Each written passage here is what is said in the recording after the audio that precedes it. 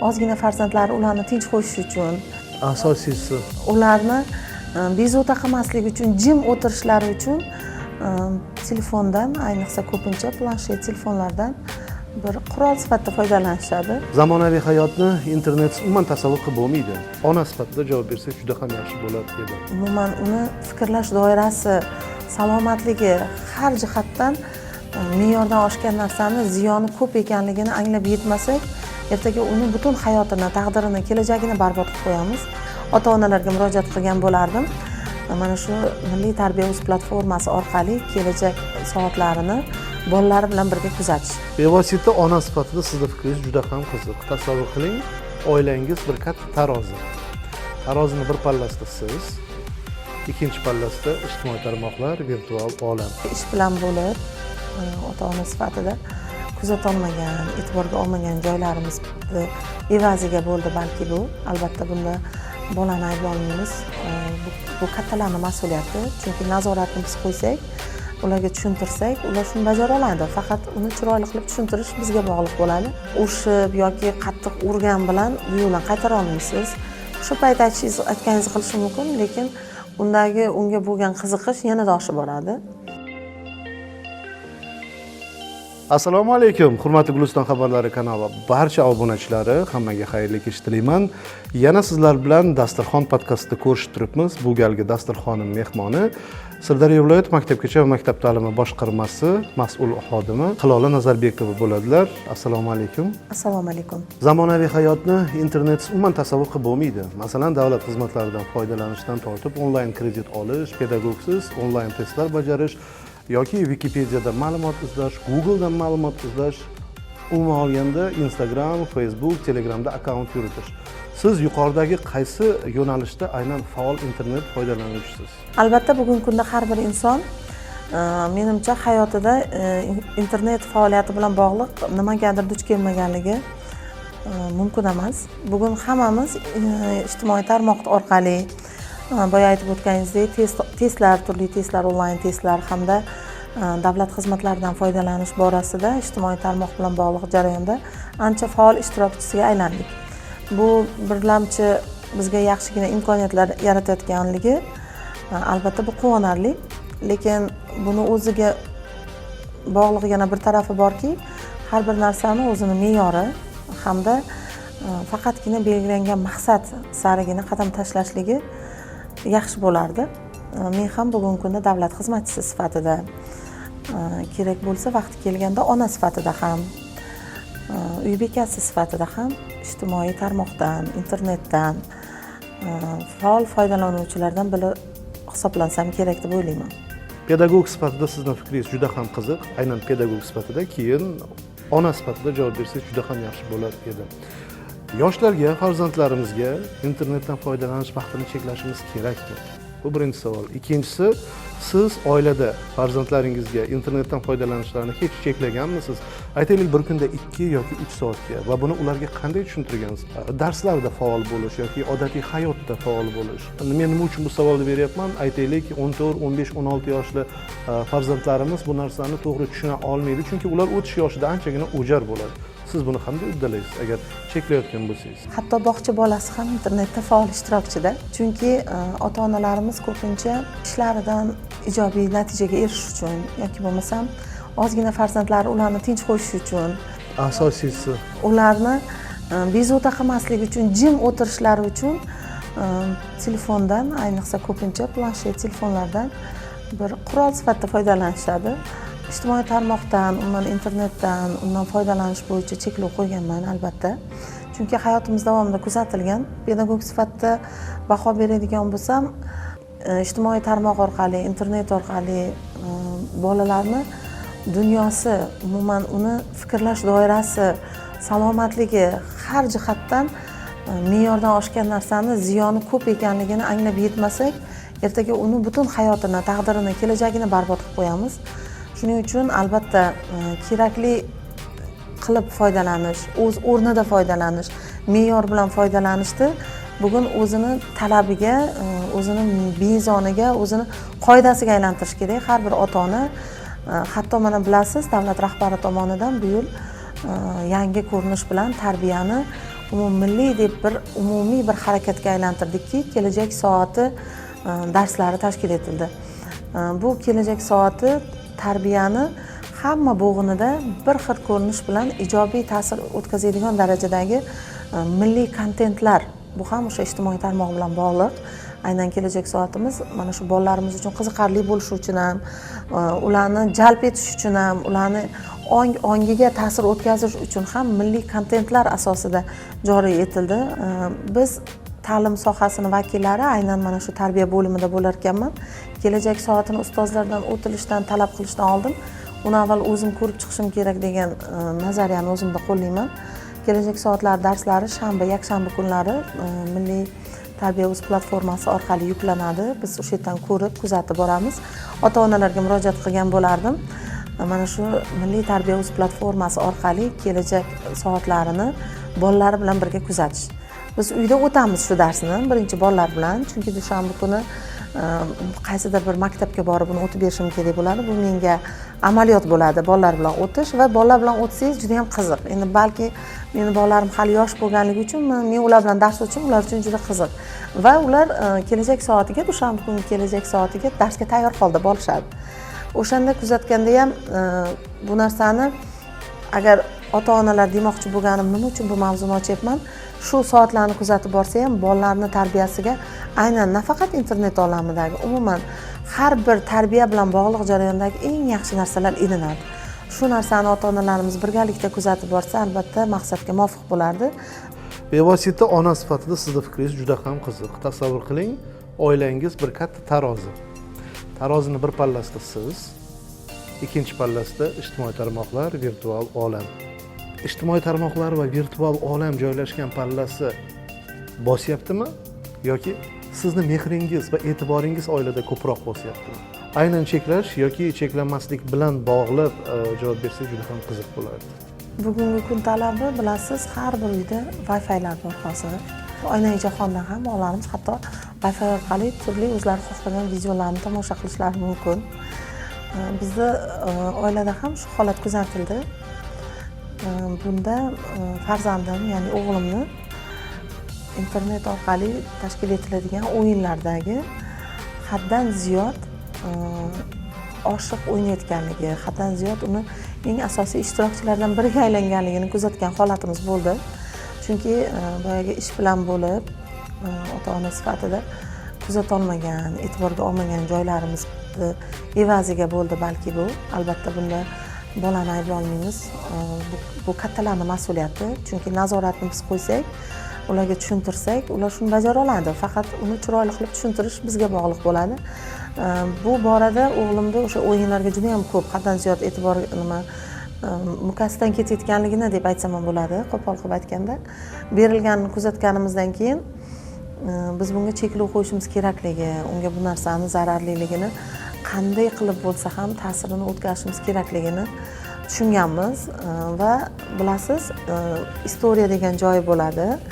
Ya'niki o'sha tarix, o'zbekcha qilib aytganda, tarixini ko'rganimizda aynan u nima, qaysi o'yinlarni o'ynayapti, nimalarni kuzatyapti, nimalarni ko'ryapti. Keyin monitoring o'tkazadigan bo'ldik, xullas, turmush o'rtog'im bilan birgalikda va buni asosiy sababchisi bizga oydinlik kiritib, mana shunday ochib bergan inson ham ayanchli bo'lsa ham aytaman, ustozi bo'lgan. Nega ayanchli? Aslida ota-ona mas'ulda bolani tarbiyasiga. Shu o'rinda o'g'limning birinchi ustozi Iroda opaga o'z minnatdorchiligimni bildirib o'taman. Ustoz shunday mehr berganki, hatto bolani o'sha ko'zi qizarib borayotgani, uyqusi kelayotganligi yoki bo'lmasam darslarga qiziqishi paytida xayol boshqa joyda bo'lishi, bu qandaydir o'yin bilan bog'liqligini ustozi bizga ogohlantirish bergan. Obeddan keyin o'qirdi. Biz ertalab ishga ketamiz. Obedda o'zi boradi maktabga. O'sha davrgacha o'yinda bo'lib, zo'rg'a maktab vaqti zvonok chalinganda uyda oldida maktab, yugurib maktabga kirib borgan, lekin xayol parishonligi boyagi o'yin bilan borib taqalgan. Ustozi bizga aniqlab shuni e'tiborli bo'ling, qandaydir shunda o'zgarishlar bo'lyapti degandan keyin haqiqatan kuzatsak, u o'sha turli otishmali o'yinlar bilan doimiy o'zini o'sha ovutib borgan, faoliyatini asosiy kun tartibi shundan iborat bo'lgan. shundan keyin cheklov o'rnatishga majbur bo'lganmiz. Albatta taqiqlangan narsaga qiziqish baland bo'ladi. Bolamda ham bu narsaga qiziqish baland bo'lgan, oson bo'lmadi. Yosh kichkina uni urishib yoki qattiq urgan bilan bu yo'ldan qaytara olmaysiz. O'sha payt aytganingizni qilishi mumkin, lekin unga bo'lgan qiziqish yanada oshib boradi. Shuning uchun uni zararli taraflarini, keyin mayli, uni o'ynash kerak, u yomon emas. Faqat uni emas, mana bu aqliy rivojlantirish bilan bog'liq bo'lgan o'yinlar bor. Sekin asta avval unga ko'chirib olib, keyin undan kitobga qadam tashlatsak bo'ladi. Birdaniga biz undan uzib qo'yadigan bo'lsak, uni qiziqishi unga nisbatan oshib ketadi degan kelishuv qilganmiz. Birin-ketin turmush o'rtog'im bilan birga shu o'yinning ichidan sekin olib chiqishga harakat qildik va lekin buni uddasidan chiqdik. Siz xuddi biron nimani yashirayotgandek nazarimda. Syomka jarayonigacha siz bilan suhbatlashdik va siz bir qisqa ma'lumotni aytib o'tdingiz, telefoningiz jiringlab qolgungacha. Ya'ni farzandingiz kelib, qo'lingizdan telefonni olib qo'ygani va siz bundan juda ham qattiq ta'sirlanganligingizni aytib o'tdingiz. Keling, shu jarayonni to'liq aytib bering. Men uchun to'g'risi juda ham og'riqli jarayon. Chunki farzandim hali yosh. Bugungi kun yoshlari boshqacha. Boshqacha deganda qanday, ularning fikrlash jarayoni ham go'yoki xuddi zamon bilan hamnafas qadam tashlayotgandek. Ular erkin fikrli oladi va biz uyda ham shunday erkin fikrlida. Aslida bolalarimizga vaqti keldi, ish yuzasidan mana shu ayrim jarayonlarni uzoq vaqt telefonda tushuntirib, o'sha jarayonni hal qilish bilan bog'liq. Endi sirligicha qola qolsin, nima jarayon bilan gaplashganligimiz. Shu muammoni yechimi bilan uzoq vaqt telefonda bahslash emas, telefonda muloqotni davom ettirar ekanman. Farzandim kelib hatto meni kutib turganini ko'rmaganman, e'tibor bermaganman. Uyga o'zi kechroq kelganmiz. Yana davomiga mana shu telefon orqali boyagi muammoni yechimini izlab, muloqotni davom ettiraverganimdan keyin oxir farzandim kelib, shundoq qo'limdan telefonimni olib, "Onajon, iltimos, biz bilan ham ozgina gaplashing" degan so'zni aytganda, to'g'risi kutmagan menga zarba bo'lgan. Ham nima deydi, odam o'zini kechira olmaydi, to'g'risi. Bugungi kun bolalari hamma narsani biladi, his qiladi. U fikrini bemalol bayon eta oladi. Biz ularga e'tibor berishimiz kerakligini ham hatto eslatib qo'yadigan darajada faol. Internetning foydali tomonlari ham juda ham ko'p. Buni rad etib bo'lmaydi. Masalan, O'zbekistonda yosh avlodni shaxsiy rivojlanishi uchun, dunyo yoshlari bilan bellasha oladigan qilib tarbiyalash uchun ajoyib bir platforma yaratilgan, ya'ni Ibrat farzandlari platformasi. U yerda xorijiy tillarni kuchli mutaxassislar chuqurlashtirib o'rgatadi va onlayn o'qish imkoniyati bor. Buni ham bizga internet taqdim etyapti. Aynan mana shu Ibrat farzandlari platformasini farzandlaringizga tavsiya qilganmisiz? O'zim ham uning ishtirokchisi bo'lganman. Bu hayotdagi bitta kamchiligim, o'zim uchun juda ham buni katta kamchilik deb belgilayman, aynan til o'rganmaganligimda. Ya'ni ingliz tili bo'yicha meni bilim darajam mukammal emas va shu nuqtai nazardan o'zimni bilimlarimni oshirish qani bu platforma qay darajada bugun yoshlarga yordam bera oladi, o'zimda bir sinab ko'ray degan nima bilan, tashabbus bilan platformani o'zimni o'sha telefonimga yuklab olib ishlab ko'rganman. Haqiqatda hech narsani bilmaydigan odamda ham o'sha noldan deymiz, noldan boshlab o'rgatishiga bir to'la to'kis yordam beruvchi platforma. Buni boshqa ko'rinishlari ham hozirgi kunda mana bilasiz, pullik platformalar ham joriy etilgan. Hatto ularni ham faol ishtirokchimiz desam mubolag'a bo'lmaydi. Nimaga desangiz, boyagi aytganimdek cheklov bilan bog'liq bu. Mayli, sen foydalanishing mumkin, lekin qara, senga foyda beradigan mana bu narsa bor. Falan o'z, masalan, matematikani o'rgatadi yoki mana bu bor, mana bunga kirsang, bunda harflarni o'zi, bunda misollarning oddiy yechilishi bor. Har bir jarayonlarda biz ishtirokchi bo'lib ko'rganmiz farzandim bilan. Toki nima boyagi aytganimdek, o'yinlardan chiqarib olgunga qadar o'sha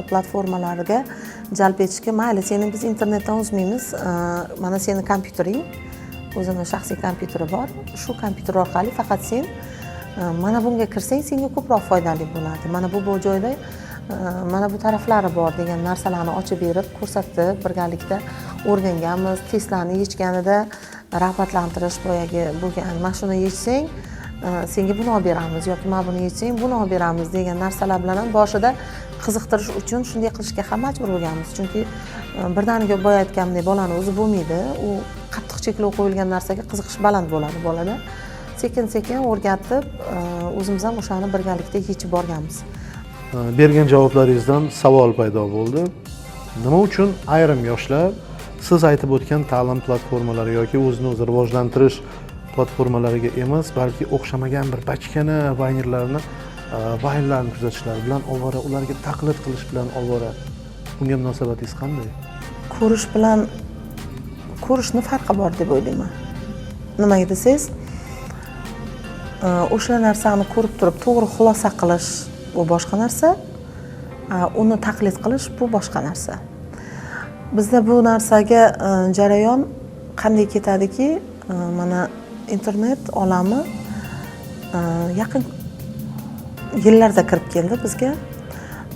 Bundagi ota-onalarning ishtiroki o'quvchilarga nisbatan, umuman bolalarimizga nisbatan pastroq.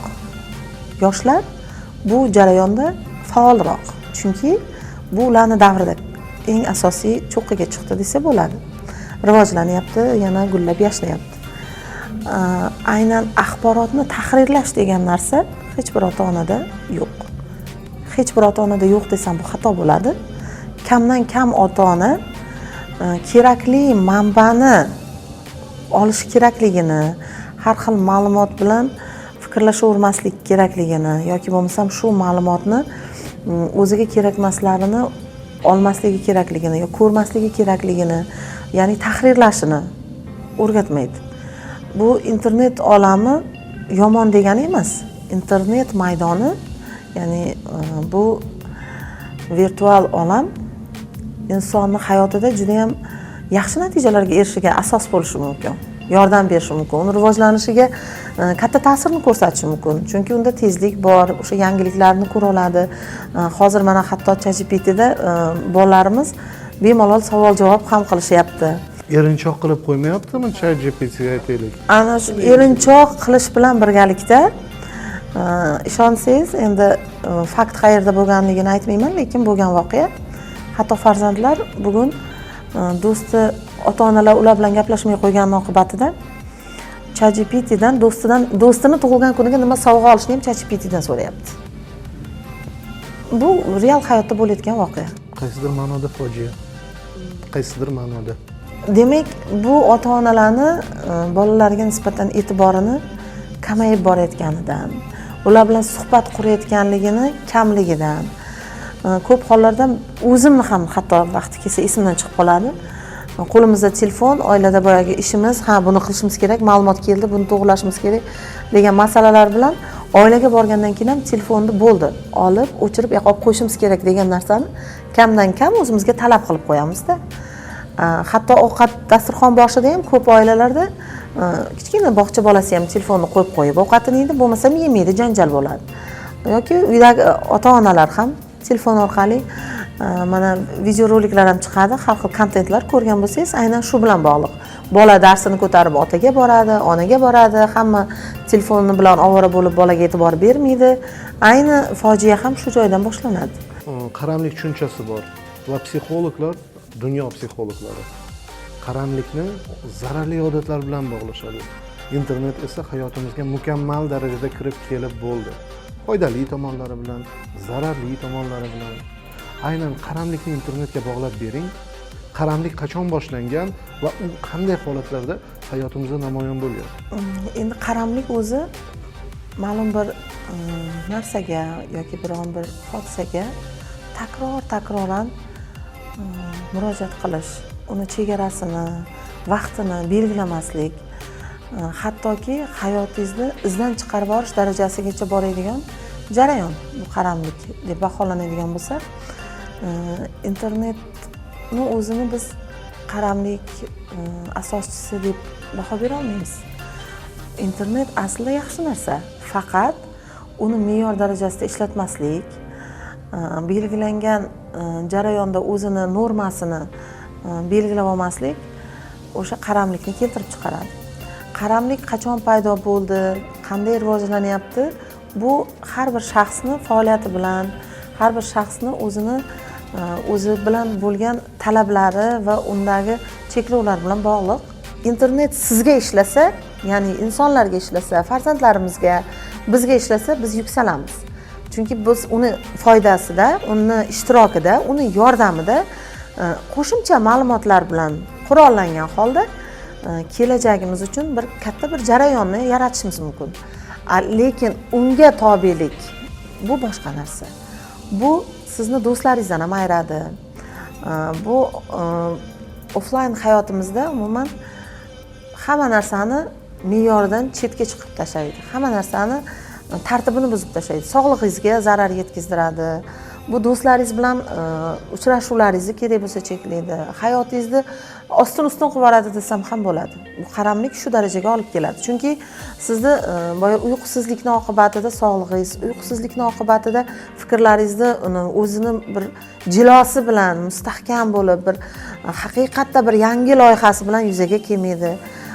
Sizda yangilikka intilish qolmaydi. Faqat o'sha tezroq nimadir tinchitib, nima deydi, onam aytadilar, qo'l ichida ish qilma deydi. Qo'l ichida shu nima bo'lsa ham qo'l ichida ishni yopib, yana o'sha olamingizga kirib olishga, bu hayot olamidan uzib, virtual olamiga olib ketishga, o'z domiga tortayotgan, nima deydi, suvdagi nimaga o'xshaydi.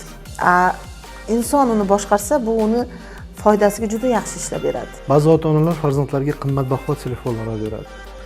Har xil ijtimoiy tarmoqlardan registratsiyadan o'tishiga ham yordam beradi. Akkauntlarni o'zlari ham kuzatib boradi. Instagramda obuna bo'lishadi. Lekin davlatimiz taqdim etgan kundalik.com tizimi mavjud. Unda o'quvchilar baho oladi, maktabga keldi yoki kelmaganligi belgilanadi.